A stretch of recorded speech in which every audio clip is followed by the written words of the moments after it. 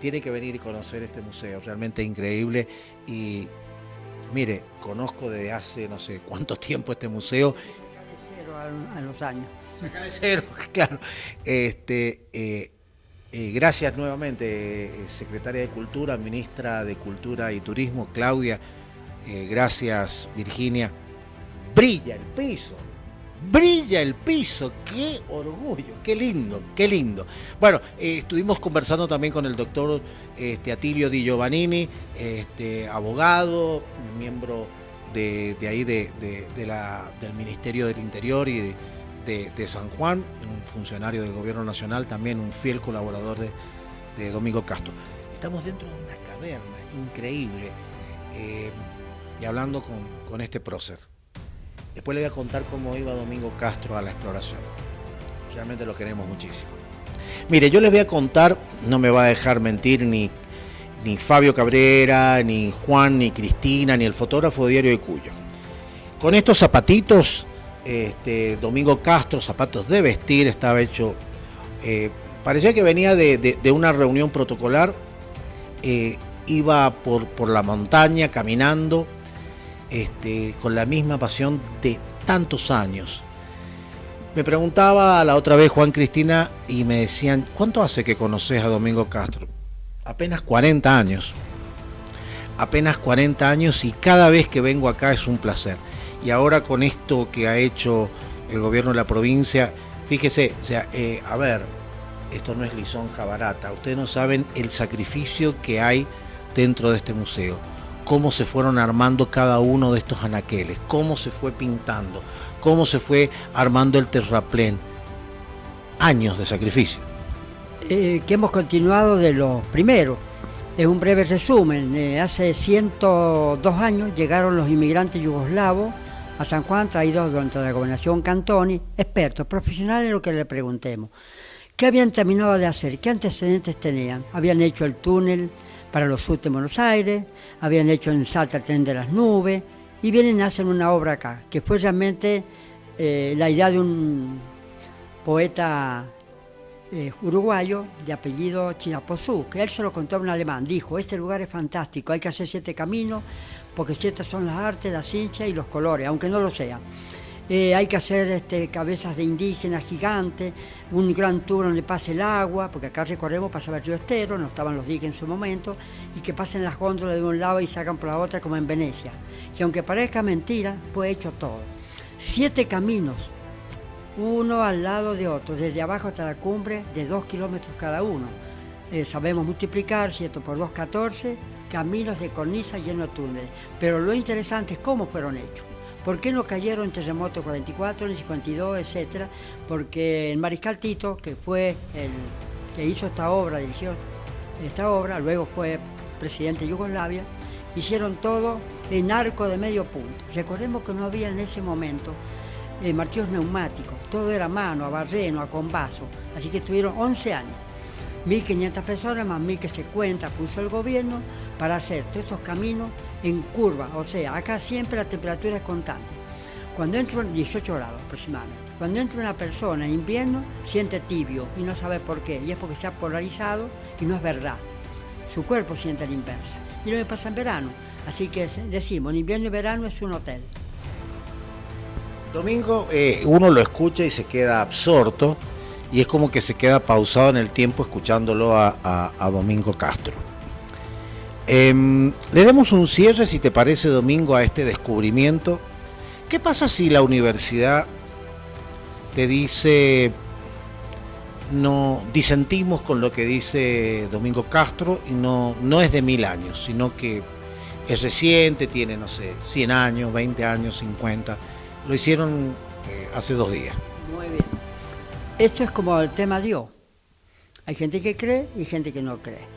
Lo primero que pusimos durante la visita al Diario Cuyo o incluso al Canal 8, también aquí agradecemos la noticia, todo gracias a César Carmona, fue que yo le dije bien claro, y ellos lo saben, no se pueden fechar los geoglifos, se hacen inferencias, y la inferencia es qué culturas convivían en el lugar, y fueron Aguada, luego Calingasta y luego otras culturas que llegaron del norte argentino. Estas últimas dos, que es Angualasto, fueron mencionadas por Mariano Gambier. Así que... ¿O sea Mariano Gambier? Sí, hemos participado en varios viajes, sí, también con él. Sí, participamos, hicimos... ¿Con la doctora Micheli también? Con ella no, pero fue al museo y pudimos participar en una pequeña incursión a unas cavernas que habíamos descubierto en La Laja. Me vinieron a ver para que los acompañe, los lleve al lugar, así que tuvimos la oportunidad de estar con ella, muy interesada en todo esto, una gran luchadora, publicó algunos libros también, y ahí está, y siempre pienso yo, qué lástima que a uno se le haya dado la importancia que tiene el lugar, porque todavía no tienen un local propio, andan alquilando, pero las riquezas se siguen trasladando de un lado a otra hasta que suceda. Yo también tuve la suerte de acompañarlo al doctor Gambier hace muchos años, muchos, recorriendo estas cuevas que están a nivel del piso allá en Calingasta, que hicimos un documental, y bueno, era muy joven, no tenía barba, bueno, realmente Mariano Gambier, una persona que se merece todos los homenajes, igual que la doctora Micheli. Pero volvamos. La universidad te dice, mire, Domingo Castro estaba equivocado. Yo le diría, si me dijeran eso, que es una opinión, la de hecho, es una de tantas. Ahora ellos son los estudiosos, los arqueólogos. No, porque no tiene nada que ver. Resulta ser que sobre el mismo causa pueden haber varios efectos. Los geoglifos no los puede hacer una persona de ahora porque son varias hectáreas.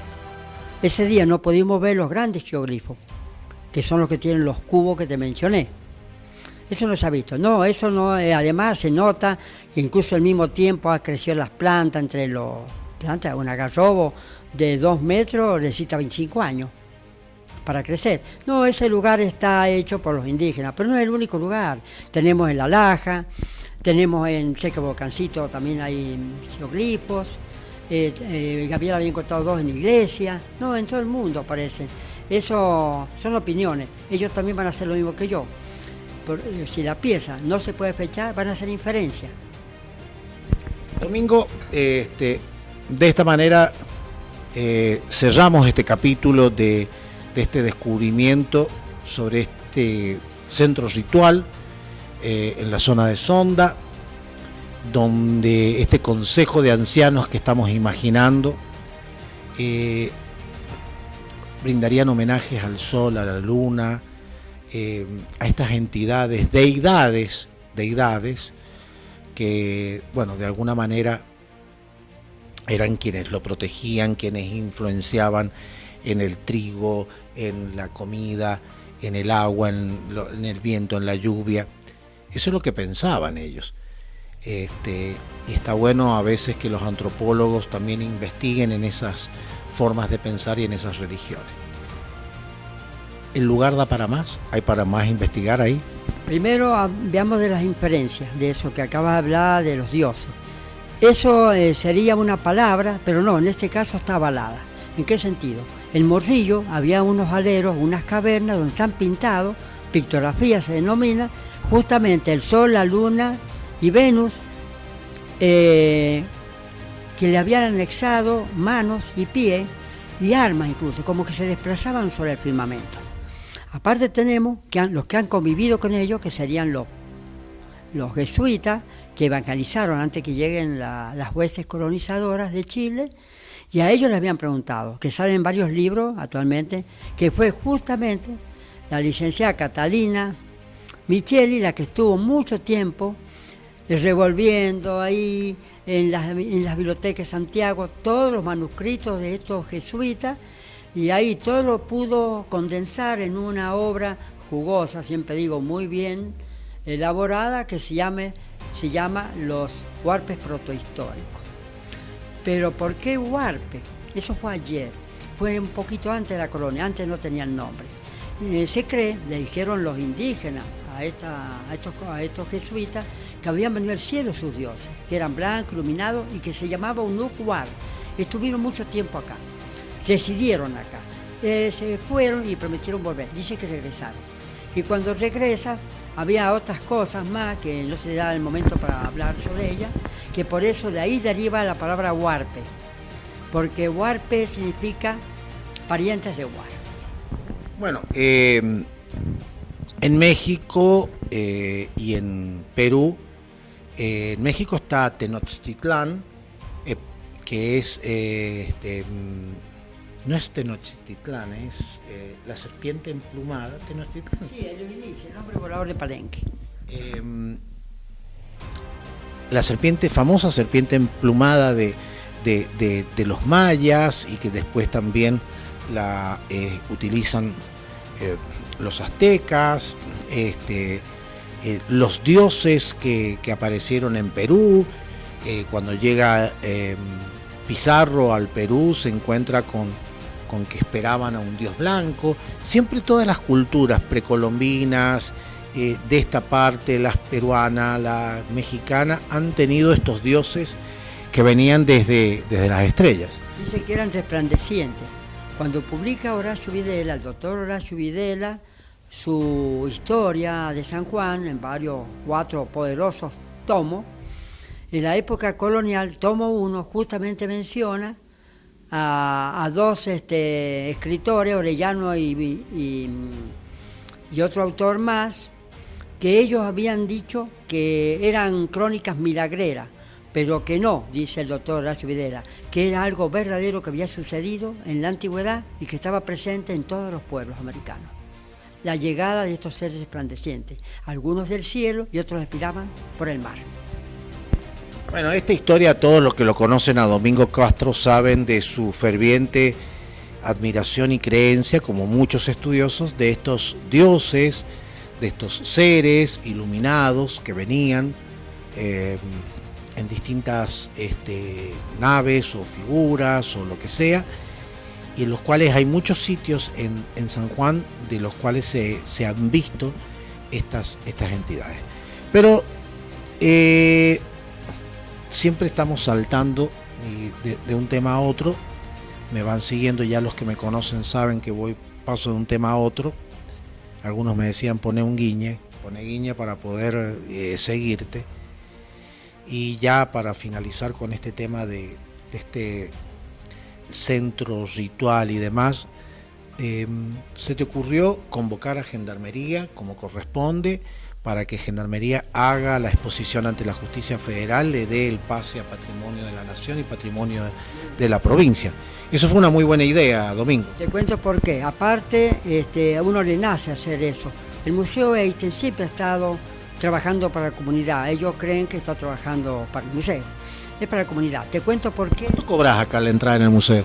100 pesos.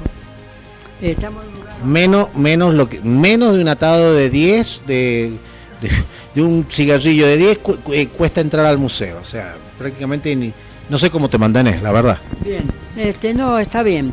Te quiero contar el por qué la Día de Patrimonio. Resulta que hace unos años el doctor Aguilar, el gobernador Aguilar, convoca a 60 entidades al auditorio. Era necesario ya hacer una ley de patrimonio. Porque la primera fue en el año 65, muy escueta, con mucha faltante, que fue firmada por Catani y Bravo, año 65.